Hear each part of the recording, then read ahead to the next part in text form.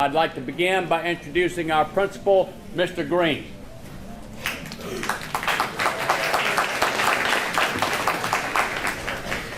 Good morning. Good morning. Good morning, sir. Good morning. I would like to take this time to thank you for coming out and joining us for breakfast this morning. This is something that is an annual tradition here at Warren Central. Last year was my first year here, so it was my first time to be able to partake in it. This is our opportunity to thank you for your service and to serve you a little bit in return. I see that we have some active duty people here as well. Thank you for your continued service for our country. I want to take this opportunity to thank a few people for today's festivities. Major Holder and Master Chief Hodges, as y'all see, and many of you know them personally, they do a great job with our ROTC program here. Some of the students that come out of this program are our best leaders here at Warren Central High School, and without their leadership here, we would be worse off for it. So thank you, Major Holder and Master Chief Hodges. I'd like to thank Judge Weiler for coming out today to address us. I know that he has prepared some words for us. Also, we have some ladies in our staff. Without them, we would not be able to put this on. Ms. Smith, Ms. McKercher, and Ms. Linda Trussell, who is not here with us today. Without these ladies here, this wouldn't happen. So thank you so much for doing this for us. I would also like to thank Ms. Swayze and our student council for leading us, as well as our ROTC cadets, many of our officers you will see up here today. Again, thank you for coming out and welcome to Warren Central.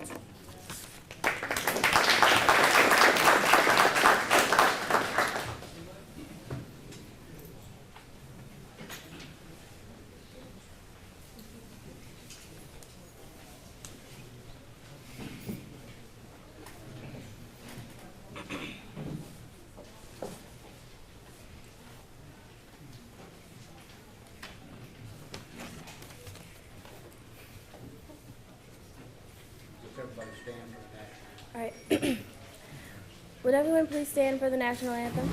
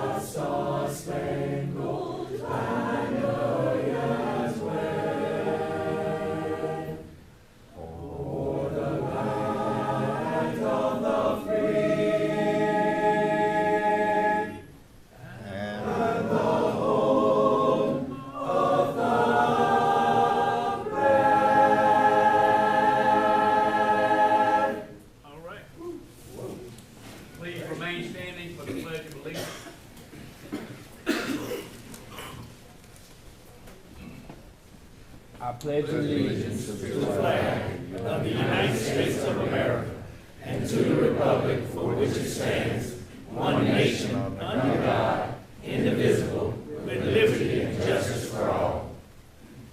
You may be seated, ladies and gentlemen.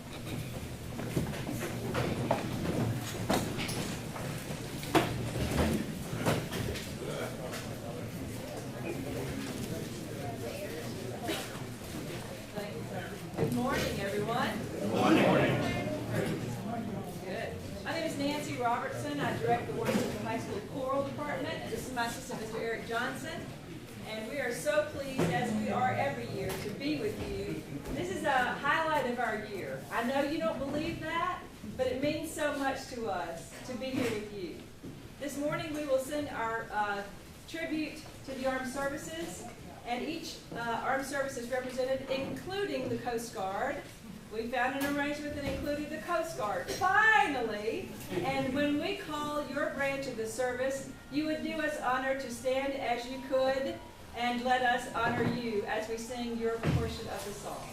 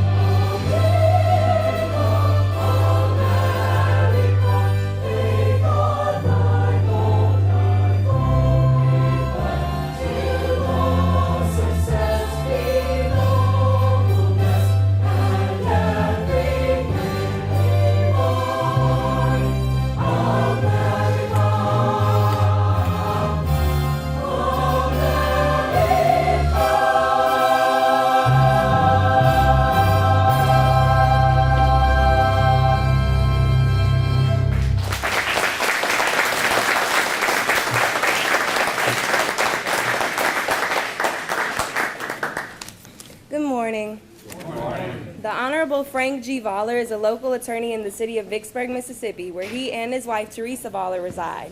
He served as an active duty U.S. Marine for 3 years and serving in the U.S. Marine Corps Reserve for 10 years. He studied at the University of Mississippi, where he earned a Bachelor of Arts degree and a Juris Doctorate degree, as well as a Diploma of Humanities in Judging from the American Academy of Judicial Education. He was admitted to practice law by the Federal Court for the Northern and Southern Districts of Mississippi. Judge Voller began his career in 1975 as a clerk for the Mississippi Supreme Court for 1 year. He went on to open a private law firm in Vicksburg, which led him to later serve as Warren County prosecuting attorney from 1984 to 1989. He later would serve as circuit judge for the 9th Judicial District of Mississippi from 1989 to 2009. Upon retiring from this position, Judge Voller returned to his private practice in Vicksburg, Mississippi, where he is currently a practicing attorney. Judge Frank Voller.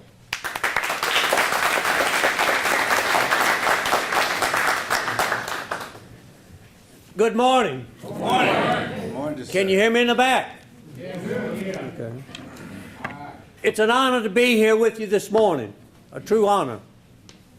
This special day, we remember those who have sacrificed to make this country free.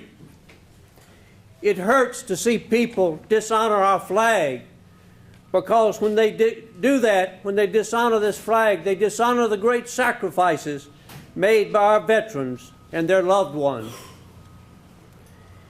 It's so easy to take for granted what has been done when we go about our busy days, enjoying our lives, and failing to remember how we got here. Freedom is not free. I thought it'd be appropriate this morning to relate a few individual stories to help recall to mind and ponder the various acts of heroism and sacrifices made by countless men and women who suffered and gave up all they had for us and for our great country. And as I relate these stories, I know each veteran in here can relate many more. But my first story comes from my Uncle Wayne Meacham. He was a Marine who fought in World War II. He saw combat in the famous battles of Guadalcanal, Tarawa, Saipan. The night before my brothers and I would go off to the service, he would come visit us. We always knew he would knock on the door about 6 or 7 o'clock the night before we left, and he would be at the door. He would come in and talk to us, and then he would tell some of the stories, some of the things he had seen. And he told one story I remember particularly of a German immigrant in his unit. The man was not even an American citizen. But when World War II broke out, he tried to join the service and fight for this great country. He loved America and everything it offered. But because he was a German immigrant, they would not take him at first. But he kept after it. He got persistent. So finally they said, you can join the Marines and go to the Pacific and fight the Japanese. They wouldn't let him go to Europe. He joined the Marines and ended up on Guadalcanal. At Guadalcanal, the Marines were pinned down on the beaches without much protection. At night, the Japanese ships would come into the bay with spotlights and pan the beaches. And as they saw the Marines out there on the beaches, they would turn their murderous fire from the machine guns on the ships and murder them, slaughter them. The only defenses the Marines had was to shoot out the spotlights. But this was a suicide mission, because the Japanese could see the muzzle blast, and all you hunters know that, the fire that comes out the end of the barrel from the rifle that shot out, from the marksman that shot out the spotlights. So as soon as they saw the muzzle blast, they would direct all their machine guns on that spot and killed whoever shot out the light. The Marines asked for a volunteer. This German immigrant, knowing his fate, volunteered. He took his position away from the Marines, the rest of the Marines, fellow Marines, and he was able to shoot out 2 spotlights before they saw him, before they were able to hone in on him. And then they turned the murderous machine guns on him and killed him. This man, whose name is not remembered, who was not even an American citizen, gave everything he had for this country he loved so much. My uncle also told of another time when the Marines were at sea on Navy ships in transport and were hit by enemy aircraft, attacked by enemy aircraft. The Marines and sailors had to man the anti-aircraft guns on the decks of the ships to repel these attacks. They got hit. Fire broke out everywhere. The gunner of one of the ships one of the guns slumped over. He'd been killed. He was lumping over his gun. An African-American galley mate, that was not his position to be on the guns, but he came up from the galley, jumped in front on the gun, pushed the dead man aside, and started manning the gun, fighting the aircraft, fighting the Japanese. As the flames started rising around his gun, they kept telling him, "Get off the gun, come back, get off." He had many opportunities. He would not leave his position. He sat there and manned that gun as he burned to death. Finally, the flames engulfed him, and he died, fighting till the end. My uncle observed this was probably the bravest man he had ever seen. And those were some extremely powerful words coming from a man who saw so much sacrifice and so much bravery. My brother, who taught school here, high school here at Vicksburg, served in Vietnam. He told me when he arrived at one position, everyone told him to stick close to a man named Ski. That's all he could remember. He was called Ski. They all said, "Ski will pull you through."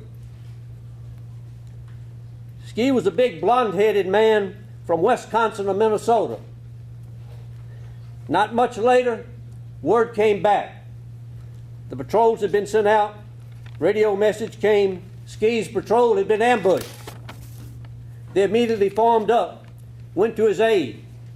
When they got to the site, the enemy had withdrawn, and everyone was wounded.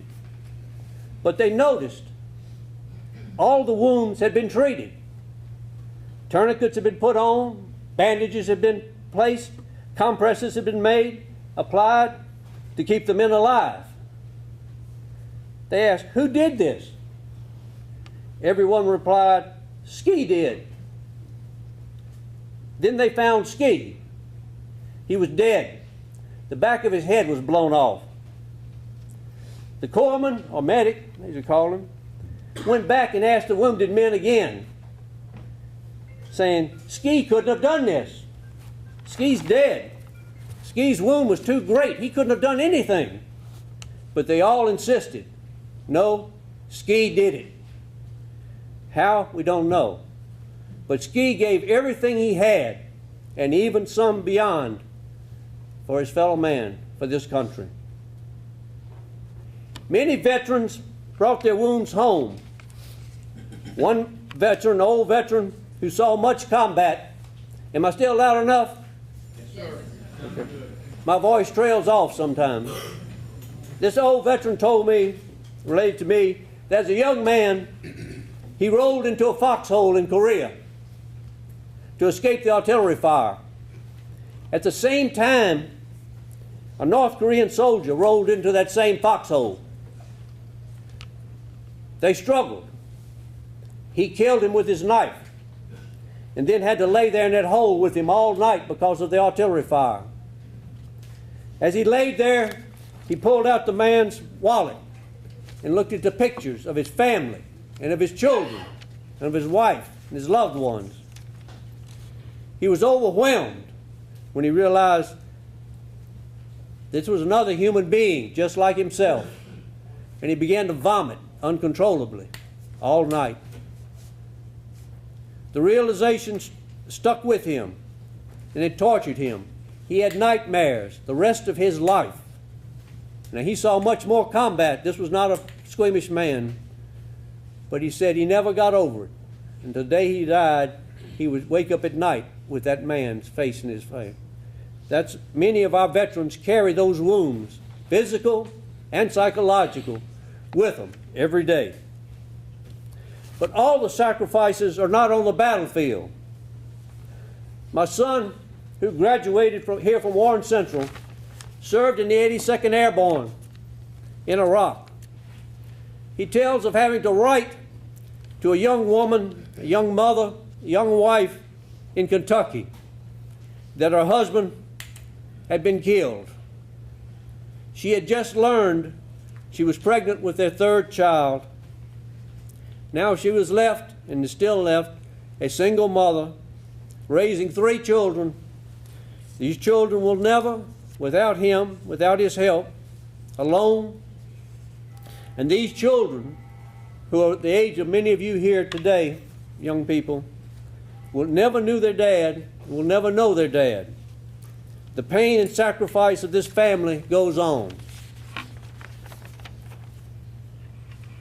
I could relate many more stories, and I know all the veterans here could relate many more stories.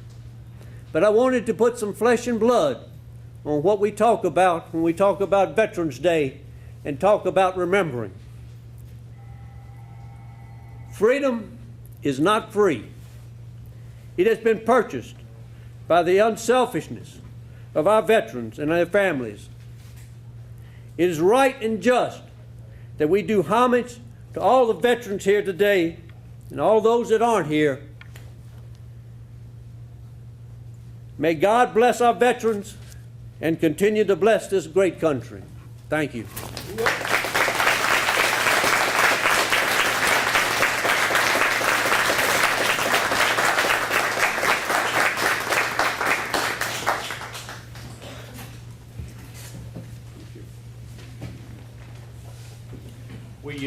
We interjected one thing into the program this morning that wasn't there initially.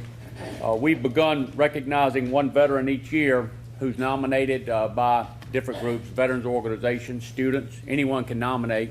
And their picture and a certificate is placed on the wall when they're recognized. So at this time, we'd like First Sergeant James Lee Brown to come forward.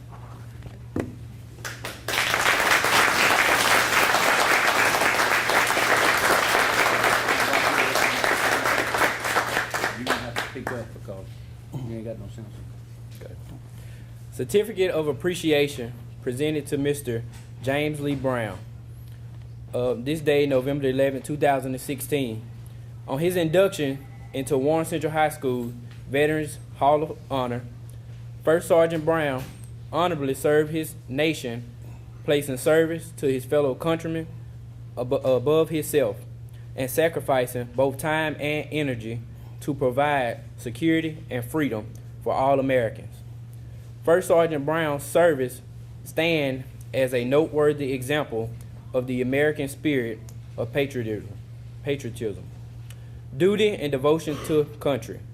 He is highly deserving of this special recognition.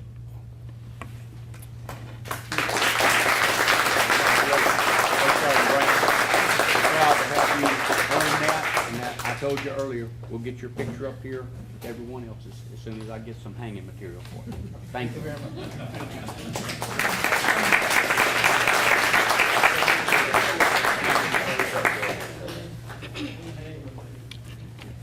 Thank you all for coming and joining us today for this breakfast. We have enjoyed getting to speak with you all and hearing your stories. The students, faculty, and staff of Warren Central would like to thank each of you for all your sacrifices and your service.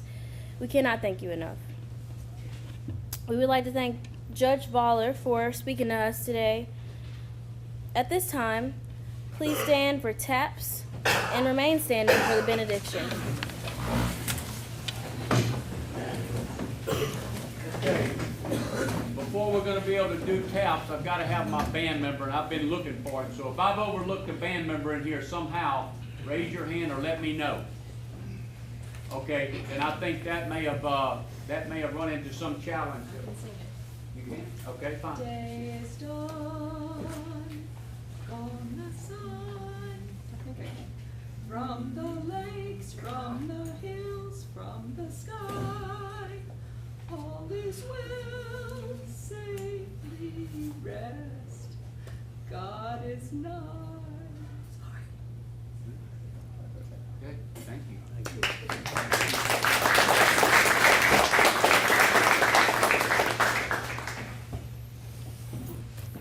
You may be seated.